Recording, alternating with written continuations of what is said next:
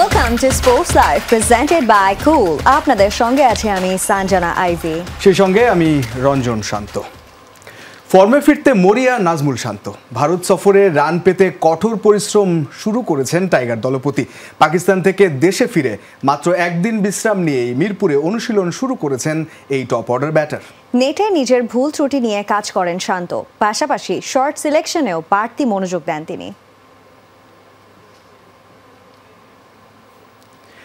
দর্শক, কিছুক্ষণের মধ্যে আমরা এই প্রতিবেদনটা হাতে পাবো এবং তখন আপনাদেরকেও নিশ্চয়ই দেখাবো। তবে শান্তর যে বিষয়টা সানজানা, খুব ভালো একটা অর্জন দলের হয়েছে, কিন্তু নিজে কন্ট্রিবিউট করতে পারেননি টেস্টে। এবং ওভারঅল আমরা যদি শেষ 2-3 ইনিংস দেখি, তার একটা সম্ভবত 30 অড আছে আর বাকি খুবই কম, মানে গড়ে 20-এর মতো রানও করতে পারেনি। তো মাঠে আসলে ব্যাট হাতে শান্তর ফেরা, এটার জন্য অপেক্ষা তিনি নিজেও হয়তো আছেন। অনেক বেশি জরুরি ছিল। তিনি যদি ভালো রান করতে পারতেন মাঠে, তাহলে হয়তো আমাদের স্কোর আরও আগেই আমরা জয়টা পেতে পারতাম। তবে একজন অধিনায়ক হিসেবে যতটুকু কাজ তার মাঠে করার দরকার ছিল, ব্যাটে বলে সেটা না পারলেও মনস্তাত্ত্বিক দিক থেকে নিশ্চয়ই ক্রিকেটারদের তিনি সাহায্য করেছেন। ওভারঅল সেটা নিয়ে আমরা কথা বলতে পারি। শান্ত, হাথুরু সিংয়ের ইস্যু আছে, নানান বিষয়, এবং এই বিষয়ে আজকে আমাদের সঙ্গে অতিথি হিসেবে যুক্ত হবেন আমাদেরই সহকর্মী Hasinur Rahman, senior reporter Jamuna sports, তিনি যুক্ত হচ্ছেন। হাসিনুর, শান্তকে নিয়ে আমরা কথা বলছিলাম, প্রতিবেদন হয়তো কিছুক্ষণের মধ্যে দেখবো। তবে নাজমুল শান্ত ব্যাটার শান্ত হিসেবে যে ফিরতে পারছেন না, এটা একটা টেনশনের ব্যাপার ওভারঅল দলের জন্য, তার জন্য। তো সামনে ভারত সফর, কতটা জরুরি আসলে তার ব্যাট হাতে মাঠে ফেরা? আসলে খুবই জরুরি রঞ্জন। আমি পার্সোনালি এটা বিশ্বাস করি যে ক্যাপ্টেন শান্তর চেয়ে ব্যাটার শান্তকে বাংলাদেশ দলের বেশি প্রয়োজন। কেননা শান্তর ক্যাপ্টেন্সিটা অবশ্যই অসাধারণ। এই প্রজন্মের মধ্যে যারা আছেন তিনি বেস্ট। হয়তো আমরা মাঠে কিন্তু সেটার এক্সিকিউশনে দেখছি, তিনি ক্রমেই প্রতি ম্যাচেই হয়তো তার ক্যাপ্টেন্সিটা আরও বেশি পরিণত হচ্ছে, এবং তার মধ্যে ক্যাপ্টেন্সি এই কোয়ালিটিটা কিন্তু ন্যাচারাল। আমরা আগেও দেখেছি তিনি যখন ক্যাপ্টেন ছিলেন না, তখনও তিনি কিন্তু বারবার ইনপুট দেওয়ার চেষ্টা করেন। টাইমস আউটের যে ওয়ার্ল্ড কাপে সেই বিতর্কিত সিদ্ধান্ত, সেটাও কিন্তু শান্তর মাথা থেকে এসেছিল, আমরা সেটা জানি। তো সেটা নিয়ে কোনো সন্দেহ নেই, কিন্তু ব্যাটার শান্তকে যেটা আমি বলছিলাম আমাদের খুব বেশি প্রয়োজন। কেননা আপনি যদি দেখেন অধিনায়কত্ব পাওয়ার আগের 1 বছর 2 বছর আসলে শান্ত কি পরিমাণ কন্ট্রিবিউট করেছে ব্যাট হাতে, এবং সেটা দলের জন্য কিন্তু খুব বেশি কার্যকর। এবং টপ অর্ডার শান্ত 3 নম্বর পজিশনে ব্যাট করেন। আমাদের ওপেনারদের একটা অধারাবাহিকতা কিন্তু যে কোনো ফর্মেটে আমাদের সবসময় ভোগায়, সেই কারণে 3 নম্বর পজিশনটা তো খুব ভাইটাল হয়ে থাকে সেই কারণে। তো শান্ত নিজেও এই জিনিসটা অনুধাবন করেছেন। তিনি আসলে ফর্মে ফেরার জন্য খুবই পরিশ্রম করছেন। শুধু এই সিরিজেই নয় যে ভারত সফরের জন্য তিনি কালকে থেকে ক্যাম্প শুরু করেছেন, তিনি সবসময় কিন্তু খুব হার্ড ওয়ার্কার, এবং দলের one of the finest fitness তার আছে। সব কিছুই ঠিক আছে, তার শুধু একটু লাক প্রয়োজন। আমরা ওয়ার্ল্ড কাপের শেষের দিকেও দেখেছি তিনি ব্যাট শেপটা থেকে অনেকটা কাটিয়ে এসছেন, মাঝারি স্কোর পাচ্ছেন, 30-35 ঘরে আউট হয়ে যাচ্ছেন। পাকিস্তানে যিনি লাস্ট ইনিংসটা খেলেছেন সেটাতেও একটা সম্ভাবনাময় ছিল, তিনি যদি শেষ করে আসতে পারতেন খুব ভালো হতো। তো আমার মনে হয় একটা ভালো স্টার্ট প্রয়োজন। যেমন লিটন ওয়ার্ল্ড কাপের শেষের দিকে ফর্মে ফিরে কিন্তু সেটা কন্টিনিউ করতে পেরেছেন। একটা বড় ইনিংস হয়তো শান্তর যে হারানো কনফিডেন্সটা সেটা ফিরিয়ে দেবে। তার স্কিল নিয়ে তো কোনো আসলে সন্দেহ নেই, তবে তার সেটাই হয়তো তিনি ফাইন টিউনিং করার চেষ্টা করছেন। আপনার প্রশ্নের উত্তরে বলবো যে আসলে শান্তর ফর্মে ফেরাটা খুব খুব খুব জরুরি। একেবারে বিকল্প নেই। হাসিনুর, আপনি থাকবেন আমাদের সঙ্গে, শান্তকে নিয়ে প্রতিবেদন আছে, আমরা দেখে আসছি। দর্শক, শান্ত একেবারেই বিশ্রাম নেওয়ার সুযোগ পাননি, পাকিস্তান থেকে এসেই অনুশীলন করেছেন মিরপুরে। প্রতিবেদন দেখব।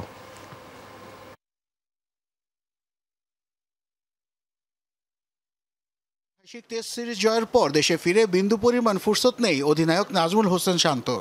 ঢাকায় পা রেখেই ব্যস্ত হয়ে পড়েছেন এই ব্যাটার। শুক্রবার মিরপুরে ব্যাট বলে নিজেকে ঝালিয়ে তৈরি করছেন তিনি। অধিনায়কের দায়িত্ব পাওয়ার পর থেকে খুব একটা ছন্দে নেই শান্ত। পাকিস্তান সিরিজেও তা থেকে বের হওয়া সম্ভব হয়নি। দ্বিতীয় টেস্টে দ্বিতীয় ইনিংসে 38 রান আসে টাইগার অধিনায়কের ব্যাট থেকে। পাকিস্তান সফরটা নিজেকে ফিরে পাওয়ার মিশনে থাকলেও এখানেও ব্যর্থ হয়েছেন নাজমুল শান্ত। 2 টেস্টে 3 ইনিংস মিলিয়ে 58 রান করেছেন টাইগার অধিনায়ক। প্রথম টেস্টে 10 উইকেটে জয়লাভ করায় দ্বিতীয় ইনিংসে ব্যাট করার প্রয়োজন হয়নি টাইগার অধিনায়কের। টানা ফর্মহীনতা চিন্তায় ফেলেছে নাজমুল শান্তকে। তাই তো পুরো দল ছুটিতে থাকলেও ব্যতিক্রম টাইগার অধিনায়ক। নেটে অনেকটা সময় ধরে করেছেন নক। শর্ট সিলেকশনের ক্ষেত্রেও ছিল বাড়তি নজর।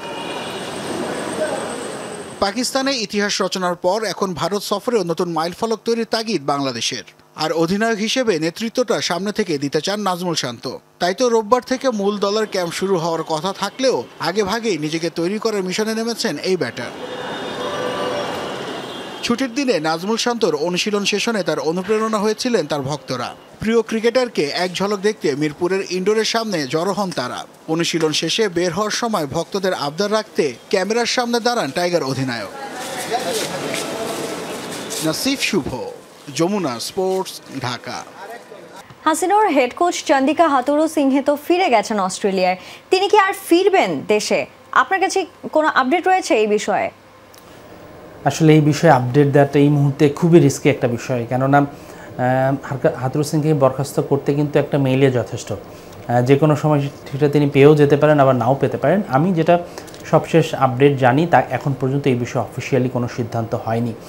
পাকিস্তান সফরের আগ পর্যন্ত যদি পরিস্থিতিটা বিবেচনা করতাম তাহলে তার চাকরি চলে যাওয়াটা কিন্তু ইমিডিয়েট ছিল, কিন্তু এই সিরিজে এই সফলতার পর কিন্তু গল্পটা নিশ্চয়ই অন্য রকম হয়ে গেছে, কেননা দলটা অনেক গোছানো মনে হচ্ছে। তবে বিসিবির সংক্রান্ত যে আমি সোর্স থেকে আজকেও খবর নিয়েছি যে আসলে হাথুরুসিংহের আপডেটটা কী সবশেষ, তিনি গতকালকে রাতে 12টা বা 12:30 ফ্লাইটে তিনি অস্ট্রেলিয়া চলে গেছেন। তিনি মূলত দেশে এসেছিলেন কেন সেটাই তো প্রশ্ন, যে তিনি কয়েক ঘন্টা থেকে আসলে তিনি চলে গেলেন 24 ঘন্টার মধ্যে। তিনি এসেছিলেন মূলত তার ভারত সফরের যে ভিসা প্রক্রিয়াটা আছে সেটা কন্টিনিউ করার জন্য, অর্থাৎ হাথুরুসিংহের কিন্তু ভারত সফরে দলের সঙ্গে যাওয়ার সব ধরনের প্রস্তুতি নেওয়া হচ্ছে। এটার অর্থ এই নয় যে হাথুরুর ভারত সফর যাওয়াটা একেবারেই নিশ্চিত হয়ে গেছে কিংবা তার ভারত সফরে তিনি যাচ্ছেনই, সেটা কিন্তু সেই ভাবনাটা ভাবার কিন্তু কোনো সুযোগ নেই।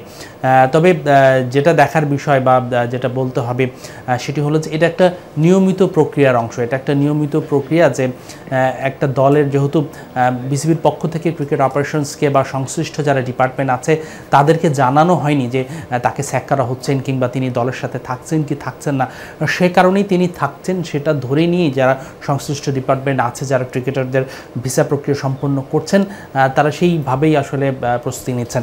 এখন পর্যন্ত একটু থামাচ্ছি আপনাকে, আমরা আবারও আসবো আপনার কাছে। একটা প্রতিবেদন আরও দেখে আসতে চাই। ভারত সফরে বাংলাদেশ দলের সাথে যাচ্ছেন পেসার এবাদত হোসেন, তবে মূল স্কোয়াডের অংশ হয়ে হয়তো নয়। 1 বছরেরও বেশি সময় ধরে ইনজুরিতে ভোগা এই পেসারকে বোলিং কোচ ও ট্রেনারদের সান্নিধ্যে রাখতেই নেওয়া হবে ভারতে, জানিয়েছেন এবাদত নিজেও। তবে সাম্প্রতিক সিরিজগুলোতে পেসারদের দুর্দান্ত ফর্মের কারণে ফিট হলেই কি স্কোয়াডে জায়গা পাবেন এবাদত? ইনজুরিতে পড়ে খেলার বাইরে আছেন প্রায় 13 মাস। বোলিং শুরু করেছেন বেশ কিছুদিন আগে, কিন্তু এখনও শতভাগ ইন্টেন্সিটিতে বোলিং করার অনুমতি নেই এবাদত হোসেনের। কিন্তু কেন? হাঁটুর ইনজুরিতে পড়ে ইংল্যান্ডে গিয়ে অস্ত্রোপচার করানোর পর অনেকটা সেরে উঠলেও এখনও পায়ের মুভমেন্ট শতভাগ ঠিক হয়নি বলছেন সংশ্লিষ্টরা। ইনজুরি থেকে এখন যে অবস্থায় আছে এবাদতের, আপনার যে শাইনেসটা এখন স্টিল সামান্য জায়গায় আপনার তার কিছু গ্যাপ রয়েছে, বাট এটা ব্যাক করবে কিন্তু খেলতে খেলতে, এবং ট্রেনিংয়ের পাশাপাশি তার ম্যাচ খেলার ব্যবস্থাটা অবশ্যই করতে হবে যাতে তিনি তাড়াতাড়ি ম্যাচ ফিটনেসটা ব্যাক করতে পারেন। তবে এবাদত হোসেন ভারত সফরে দলের সাথে যাচ্ছেন নিশ্চিত করেছেন এই পেসার নিজেই। তবে সেটা মূল স্কোয়াডের অংশ হয়ে নয়। জাতীয় দলের ফিজিও ও ট্রেনারের নজরদারিতে পেস বোলিং কোচ আন্দ্রে অ্যাডামসের অধীনে তাকে প্রস্তুত করতে নেওয়া হবে ভারতে। ঘরোয়া লিগের ম্যাচ দিয়েই এবাদতকে খেলায় ফেরাতে চায় বিসিবি। বাংলাদেশ টিমের সাথে হয়তো আমাকে ইন্ডিয়াতে নিবে, ওখানে দেখা যাচ্ছে আমার যে বোলিং সাপোর্ট, আমার doctor, physio, fast bowling coach, trainer সবাইকে আমি পাবো। আর আরেকটা জিনিস হচ্ছে বিশেষ করে বাংলাদেশ টিমের মনিটরিংয়ে থাকবো। এই জিনিসটার জন্য হয়তো আমাকে নিয়ে যাবে ইন্ডিয়াতে। প্রশ্ন হচ্ছে এই মুহূর্তে শতভাগ ফিট হলে কি দলের সুযোগ পাবেন এবাদত? তার অনুপস্থিতিতে নাহিদ রানা, হাসান মাহমুদরা প্রায় থিতু হয়ে গেছেন জাতীয় দলে। তাসকিন আহমেদও টেস্ট ক্রিকেটে ফিরতে মরিয়া। বাস্তবতা ভালোই জানা সিলেট এক্সপ্রেসের। এটা আমার কাছে অনেক হেলদি একটা কম্পিটিশন মনে হয়। আমি চাইও যে আমাদের এইরকম ফাস্ট বোলার আরও 7টা থাকবে। সো মানে তখন কি হবে, আমার নিজের তাগিদ থাকবে যে আমি আরও ভালো করতে হবে। ভারতের বিপক্ষে এবাদতের খেলার স্মৃতিটা বেশ সুখকর। বিরাট কোহলিকে 2 বার আউট করেছেন এই পেসার, কিন্তু ইনজুরির কারণে এবার হয়তো মাঠের বাইরে বসেই ভারত বাংলাদেশ মহারণটা দেখতে হবে তার। বিরাট কোহলি পুরো ওয়ার্ল্ডের one of the best batsman. So তার উইকেট পাওয়াটা আসলে একটা আমার কাছে মনে হয় গর্বেরই ব্যাপার। তো আমি 2 বারই তাকে আউট করতে পেরেছি, আলহামদুলিল্লাহ। তো এবারে যদি খেলতে পারি বা সুযোগ পাই, অবশ্যই চেষ্টা থাকবে। হাসিনুর রহমান, যমুনা স্পোর্টস, ঢাকা। আমাদের সঙ্গে সহকর্মী হাসিনুর রহমান আছেন যুক্ত। হাসিনুর, এবাদতের কথা শুনছিলাম, আসলে লম্বা সময়ে ধরেই তিনি মাঠের বাইরে ইনজুরির কারণে, তার কথা শুনে কেমন মনে হলো, কতটা তিনি প্রস্তুত দলে আসার জন্য এই মুহূর্তে? একটা ক্রিকেটার আসলে সবসময় প্রস্তুত থাকেন, তিনি আনফিট থাকলেও তার মনটা সবসময় চায় যে যেন মাঠে খেলতে পারেন, যেটা তিনি কিছুটা ধারণা দিয়েছেন। তবে আমি ডক্টরদের খবরটা, আসল খবরটাও জানি। আসলে এবাদত এই মুহূর্তে খেলার জন্য শতভাগ ফিট নয়। আপনি যদি শারীরিক ফিটনেসের কথা বলেন, তিনি সেই হিসেবে শতভাগ ফিট, কিন্তু তার ম্যাচ ফিটনেসের অভাব আছে এখনও। আর একটু যদি স্পেসিফিক্যালি বলি, হাঁটুতে তার একটা গুরুত্বপূর্ণ অস্ত্রোপচার হয়েছে। তিনি যেভাবে বল করতে চাইছেন বা যে পরিমাণ সামর্থ্য আছে তার, যেহেতু তার এখানে একটা গুরুতর আঘাত হয়েছিল, আসলে মেডিকেলি এটা বলছে যে তার ব্রেইন তাকে এখনও অ্যালাউ করছে না শতভাগ ইন্টেন্সিটি দিয়ে বল করার, অর্থাৎ তার শরীর আগে চলে যাচ্ছে, হাত চলে যাচ্ছে, কিন্তু তার যেই পায়ে চোট ছিল সেই পাটা আসলে তাল মেলাতে পারছে না, অর্থাৎ তার একটু সমস্যা আছে। সেটা আস্তে আস্তে কাটিয়ে উঠবে এবং সেটা তাকে ম্যাচ খেলানোর মধ্য দিয়েই আস্তে আস্তে কাটিয়ে উঠবে।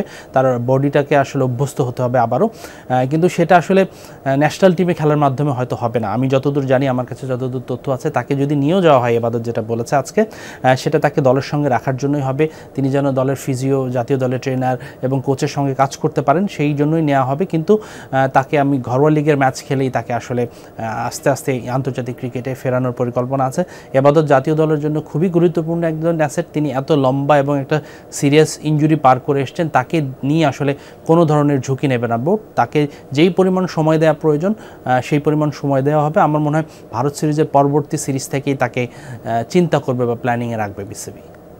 কিন্তু হাসিনুর, প্ল্যানিংয়ের কথা যে বলছেন, বর্তমানে তো পেস বোলিং ডিপার্টমেন্ট খুব ভালোই উন্নতি করছে দলে। এই মুহূর্তে এবাদত যদি ফিটও হয়ে যান, সেক্ষেত্রে তিনি কি দলে সুযোগ পাবেন? সেটা একটা বড় প্রশ্ন। আসলে এই মুহূর্তে ফিট হলেও তার দলের সুযোগ পাওয়ার সম্ভাবনাটা কম, কেননা তিনি তো এতদিন খেলার বাইরে ছিলেন। তার সেই রিদমটা আসতেও তার ম্যাচ প্রয়োজন। এবং এখন যখন এবাদত ছিল না, তখন একটা ভ্যাকুয়াম তৈরি হয়েছিল, বাকিরা জায়গা করে নিয়েছে। তাসকিন আহমেদ খেলছেন, কিন্তু তাসকিন আহমেদ কতদিন খেলতে পারবেন? এই বছর আমরা 8টা টেস্ট খেলবো, সামনের বছরগুলোতে আস্তে আস্তে কিন্তু আরও বেশি টেস্ট খেলবো। তো সেই জায়গায় আমাদের যথেষ্ট ব্যাকআপ দরকার। আমাদের হয়তো বাই রোটেশন রাখতে হবে, প্লেয়ারদের প্রস্তুত রাখতে হবে। আপনি হাসান মাহমুদ, আপনি যেমন প্রথম ম্যাচ খেলার পরেও পাকিস্তানে শরীফুল ইনজুরিতে পড়ে গেছেন, সেই জায়গায় এবাদত যদি ফিট থাকে, টিম ম্যানেজমেন্টের অপশনটা আরও ভালো হবে। এবং এবাদত যেহেতু এই ফর্মেটটাতে পরীক্ষিত, তিনি নিয়মিত একটা কন্টিনিউস পেসে ভালো করতে পারেন। তিনি যেই পর্যায়ে শেষ করতে পেরেছিলেন, সেই পর্যায়ে যদি তিনি আবারও ওই পর্যায়ে থেকে, ওই লেভেলে থেকেই শুরু করতে পারেন, আমার মনে হয় তার দলে স্কোয়াডে জায়গা পাওয়াটা খুব বেশি কঠিন হবে না। একাদশের বিষয়টা হয়তো ভিন্ন, প্রতিপক্ষ বিচারে হবে। তবে আমাদের এবাদতকে ফিট প্রয়োজন, বাকি যারা আছেন, খালেদ আছেন, তাদেরকেও ফিট প্রয়োজন, কেননা প্রচুর টেস্ট ম্যাচ খেলবে বাংলাদেশ। এবং স্কোয়াডে তো যখন আমরা 3 জন পেসার যদি খেলাই, আর 2 জন তো ব্যাকআপ থাকতেই হয়। সেই হিসাব করলে এবাদতকে প্রয়োজন স্কোয়াডে আসলে। হাসিনুর, মানে সামনে তো ভারত সিরিজ, সেখানে সাদা বল লাল বল দুইভাবেই পারফর্ম করতে হবে। বোলিং যে ডিপার্টমেন্টটা, সেটা কেমন দেখছেন? ইন্ডিয়ার কন্ডিশন নিশ্চয়ই পাকিস্তানের চেয়ে একটু ভিন্ন হতে পারে, একটু ছোট করে যদি উত্তর দেন। কঠিন হবে অনেক, বিশেষ করে চেন্নাইতে প্রথম টেস্ট। চেন্নাইতে তো স্বভাবতই খুব গরম হবে এই সময়, সমুদ্র দেশ, হিউমিডিটি একটা খুব কঠিন হবে। এবং পাকিস্তানে বাংলাদেশ কিন্তু বেশ কিছুদিন আগে গিয়েছিল। মিরাজ একটা তার ইন্টারভিউতে বলেছিলেন প্রথম 3 দিন তাদের আবহাওয়ার সঙ্গে মানিয়ে নিতেই সময় লাগবে। কিন্তু 19 তারিখ বাংলাদেশের খেলা শুরু হচ্ছে ভারতের সাথে, বাংলাদেশ কিন্তু 15 তারিখ ট্রাভেল করবে যতদূর আমাদের জানানো হয়েছে। তো বাংলাদেশ কিন্তু খুব বেশি সময় পাবে না কন্ডিশনের সঙ্গে মানিয়ে নেওয়ার। তো গরম মূল চ্যালেঞ্জ হবে। এবং অবশ্যই পাকিস্তানের ব্যাটারদের চেয়ে ভারতীয় ব্যাটিং লাইন আপ আপনি যদি চিন্তা করেন, অলমোস্ট মানে তাদের চেয়ে ডাবল পারফরমেন্স করবে, আমি শতভাগ বেটার পারফরমেন্স করবে আশা করা যায়, বা সেটা অন্তত ধরেই নিতে হবে আপনাকে। তো অবশ্যই কঠিন একটা চ্যালেঞ্জ আমাদের জন্য। ওকে, অসংখ্য ধন্যবাদ হাসিনুর যুক্ত হওয়ার জন্য। হোপফুলি ভারত সিরিজে বাংলাদেশ ভালো করবে। পর্তুগালের হয়ে একটা ইউরো জেতাই বিশ্বকাপ জয়ের সমান বললেন ক্রিশ্চিয়ানো রোনালদো। 22 বছর আগে যে লিসবনে শুরু করেছিলেন পেশাদার ফুটবল, সেই লিসবনকেই সাক্ষী রেখে ছুঁলেন 900 গোলের মাইল ফলক। এমন অর্জনের পর CR7 বলেছেন, আমি রেকর্ড ভাঙি না, রেকর্ডই আমাকে স্বীকার করে। সালটা ছিল 2002। স্পোর্টিং লিসবনের হয়ে পেশাদার ফুটবলে যাত্রা শুরু করেন 17 বছর বয়সী এক কিশোর। এরপর ফুটবল পায়ে পেরিয়েছে 22 বসন্ত। সেদিনের সেই লিকলিকে গড়নের ছেলেটা আজও দাপিয়ে বেড়াচ্ছে আগের মতোই। প্রতিপক্ষের জালে লক্ষ্যভেদ করার নেশায় ছুটতে ছুটতে সেই লিসবনেই ছুঁলেন ক্যারিয়ারের 900তম গোলের milestone Cristiano Ronaldo. CR7, the goal machine. আল নাসরের হয়ে সৌদি প্রো লিগের ম্যাচেই পৌঁছেছিলেন 899 গোলে। উয়েফা নেশনস লিগে ক্রোয়েশিয়ার বিপক্ষে ম্যাচে তাই প্রস্তুত ছিল মঞ্চটা। ইতিহাসের প্রথম ফুটবলার হিসেবে অফিসিয়াল ম্যাচে 900 গোলের কীর্তিটা গড়েই ফেললেন 39 পেরোনো রোনালদো। নিজের দেশ পর্তুগালের হয়ে যা 131তম গোল ক্রিশ্চিয়ানোর। সর্বাধিক 450 গোল করেছেন রিয়াল মাদ্রিদের জার্সিতে। 145 গোল ম্যানচেস্টার ইউনাইটেডের হয়ে, ইউভেন্টাসের হয়েও পেয়েছেন শতার্ধ গোলের দেখা। আমি ফুটবল উপভোগ করে অনুপ্রাণিত হই এবং রেকর্ড স্বাভাবিকভাবেই আসে। আমি রেকর্ড ভাঙি না, তারা শুধু আমাকে স্বীকার করে। 900 গোল অন্য যে কোনো মাইলফলকের মতো মনে হয়, কিন্তু শুধুমাত্র আমি জানি এটাকে 900 করতে প্রতিদিন পরিশ্রম করা কতটা কঠিন। এটি আমার ক্যারিয়ারে অনন্য একটি মাইলফলক। আমি খুবই গর্বিত। লা লিগায় সবচেয়ে বেশি সময় কাটানোয় এখানকার প্রতিপক্ষের বিপক্ষে গোল সংখ্যা বেশি রোনালদোর। প্রিয় প্রতিপক্ষ সেভিয়ার বিপক্ষে পেয়েছেন সর্বাধিক 27 গোল। রিয়ালের নগর প্রতিদ্বন্দ্বী অ্যাথলেটিকো মাদ্রিদের বিপক্ষে গোল 25টি। তালিকায় আছে গেটাফে, সেল্টা ভিগো এবং চিরপ্রতিদ্বন্দ্বী বার্সেলোনা। রোনালদোকে ক্যারিয়ার জুড়ে সবচেয়ে বেশি অ্যাসিস্ট করেছেন করিম বেনজেমা। 42 গোলে রোনালদোকে সাহায্য করেছেন এই ফরাসি তারকা। এরপরই আছে Gareth Bale, Mesut Ozil, Angel Di Maria এবং মার্সেলোর মতো তারকারা। ক্যারিয়ারে সবকিছু পেলেও রোনালদোর কাছে অধরা শুধুই বিশ্বকাপের ট্রফি।